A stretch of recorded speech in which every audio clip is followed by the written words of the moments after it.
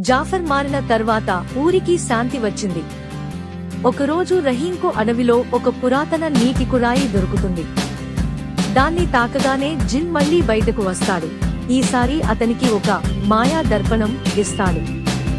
ఈ దర్పణం ఎవరి నిజమైన మనసులో ఏముందో చూపిస్తుంది. కాని ప్రతిసారి వాడినప్పుడే రహీం తన లోపాలు చూడాలి. రహీం దాన్ని మంచికే ఉపయోగిస్తాడు, ప్రజలకు మార్గం చూపుతాడు.